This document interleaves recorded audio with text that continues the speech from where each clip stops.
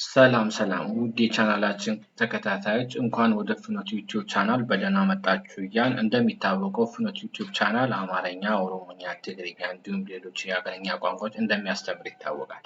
በተጨማሪም በኢሞ፣ በቴሌግራም፣ በዋትስአፕ በሌሎችም የሶሻል ሚዲያዎች ከዚህ በታች ባለው ስልክ ቁጥር እኛን መከታተል ይችላሉ። ላይክ፣ ሼር፣ ሰብስክራይብ በማድረግ የቻናላችን ቤተሰብ ይሆኑ።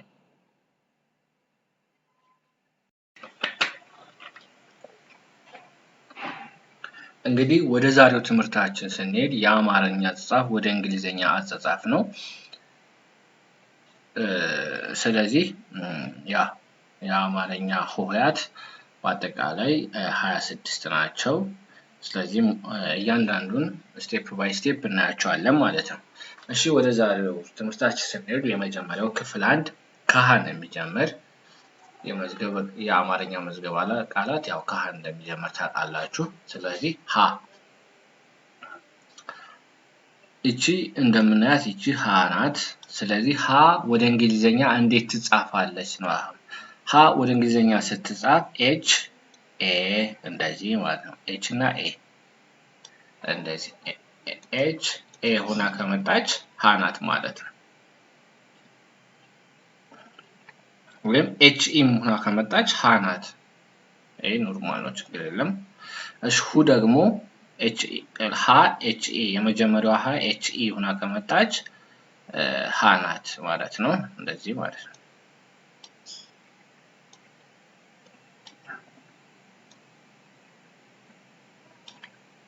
እንግዲህ ይቅርታ ያው አጻጻፉን ሶሪ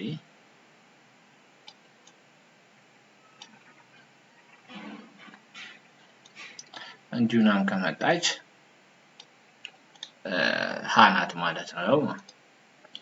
እሺ ወደ ሁ ሁለተኛዋ ያ ሁ ፊደል ስንሄድ ይቺ ያው በአማርኛ ሁ ናት። ሁ እንዴት ወደ እንግሊዘኛ ትጻፋለች ካል ኤች እና ዩ። ስለዚህ አሁን ሁ ተብሎ ሲጻፍ እንደዚህ ነው ማለት ነው። ወደ ሶስተኛ ሂ ስትጻፍ ኤች እና አይ እንደዚህ ሂ። ሀ ስትጻፍ አሁንም ኤች ኤ እንደዚህ ነው የምትጻፍ ኤች ኤ። ሄ ስትጻፍ ኤች ኢ።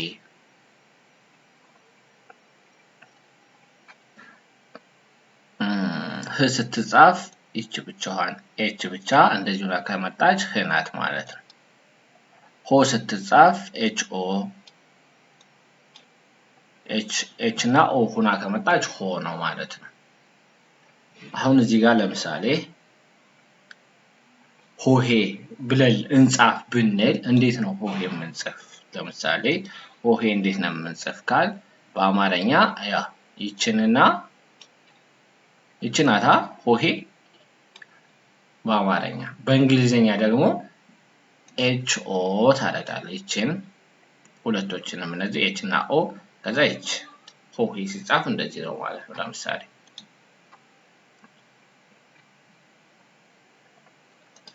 ወደ ሁለተኛዋ ስንሄድ ለምሳሌ አሁንም ኤል ኢ ከሆነች ለናት ማለት ነው። እንደ ለ ትነበባለች።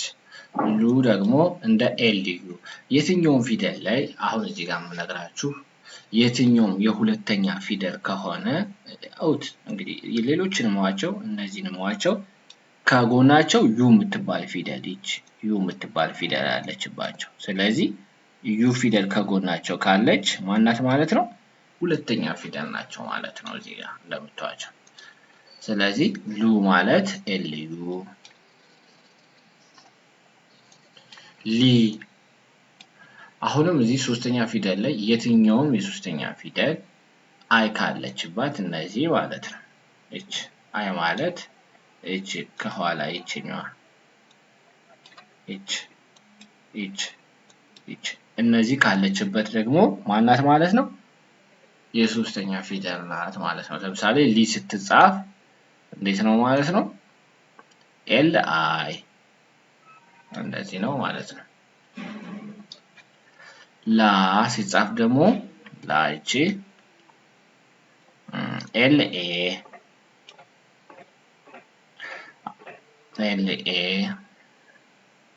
ማለት ነው። ያው እንግዲህ እንደምታዩት በአማርኛም ቢሆን የአራተኛው ፊደል አንድ እግራቸው እጠር ያለ ይቺ ነዋት። ይሄ ምንድን ነው?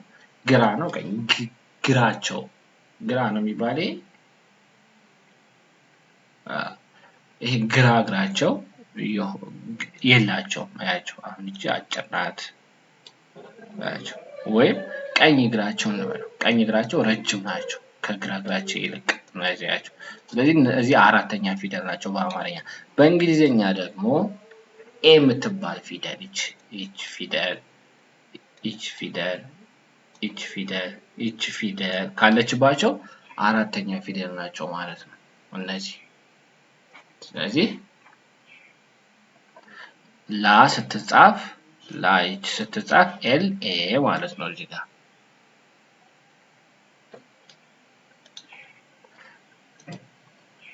እሺ አምስተኛዋ ፊደል ሄ ኤች ኤ ማለት ነው።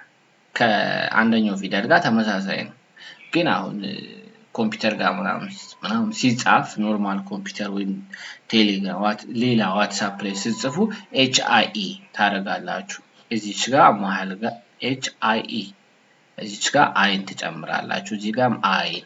ግን ኖርማል የአማርኛ ላይ እንደዚህ ነው የሚጻፈው። ስለዚህ አሁን ለምሳሌ እዚህ ጋር ስትጻፍ ኤል ኢ ማለት ነው። ል ስትጻፍ ደግሞ ብቻዋን ብቻዋን ብቻ። አሁን ህም ስትጻፍ እንደዚህ ነው ብለናል። ልም ስትጻፍ እንደዚህ ነው ማለት ነው።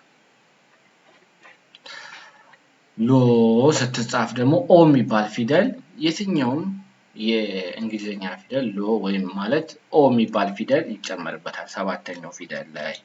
ለምሳሌ ኦ የሚባል ፊደል ይሄ ክቡ ወይም ዜሮ የምንለው ፊደል ከተጨመረበት የሰባተኛ ፊደል ነው ማለት ነው። ይሄ በቀላል መንገድ።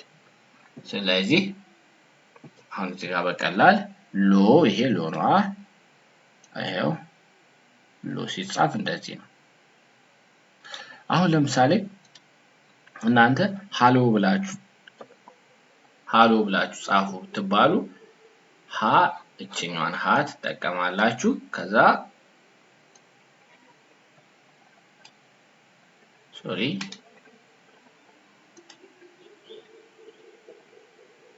እሺ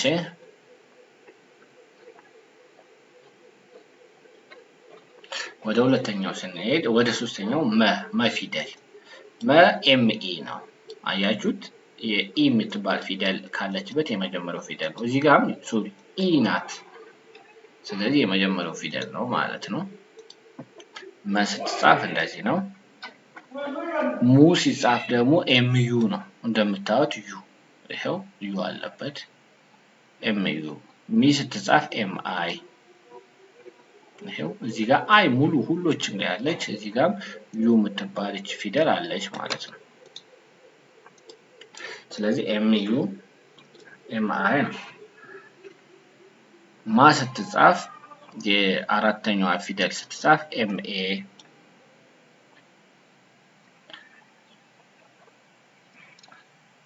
ሜ ስትጻፍ ኤምኢ፣ ም ስትጻፍ ኤም ብቻ።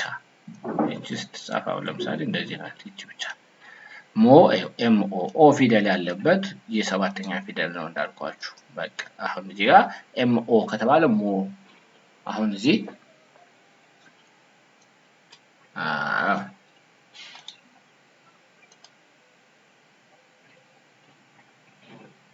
አሁን እናንተ ከዚህ ውስጥ ቃላትን እየመሰረታችሁ ሆሄያትን እያሰባሰባችሁ ቃላት መሰረታችሁ መለማመድ ትችላላችሁ።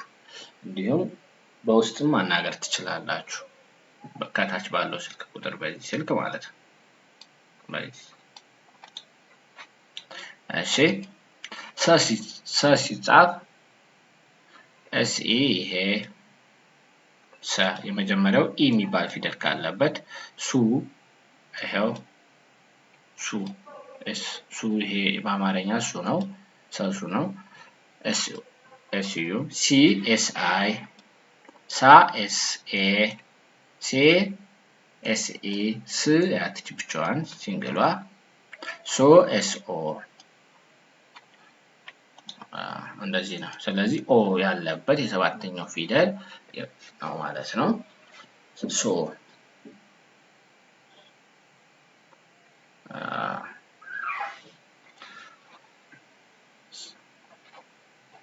ከዚህ ውስጥ እናንተ ሆሄያትን እያሰባሰባችሁ ቃላት መመስረት ትችላላችሁ ማለት ነው። አሁን ለምሳሌ እኔ ልመስርትላችሁ እስኪ እዚህ ጋር አሁን እዚህ ጋር ስመሰርትላችሁ ሎሚ ብለስ ጻፉ ብትባሉ ሎ እዚህ ጋር አለ ሚ ይቻለች። ስለዚህ ሎሚ ነዋ። ስለዚህ ኤል ኦ ታደርጋላችሁ ሚ አይ ኤም አይ። ስለዚህ ሎሚ ሲጻፍ እንደዚህ ነው ማለት ነው። አሁን ሌላም ልመሰርትላችሁ እችላለሁ። ለምሳሌ እናንተም እየመሰረታችሁ ላም ተብላችሁ ጻፉ ትባሉ ላ እዚህ ጋር ምን አታርጅ። ስለዚህ ላም ሲባል ኤል ኤ ታደርጋላችሁ ከዛ ምን ኤም ብቻ እንደዚህ ከጻፋችሁ በእንግሊዝኛ ላም ማለት ነው ማለት ነው። ለምሳሌ ሌላም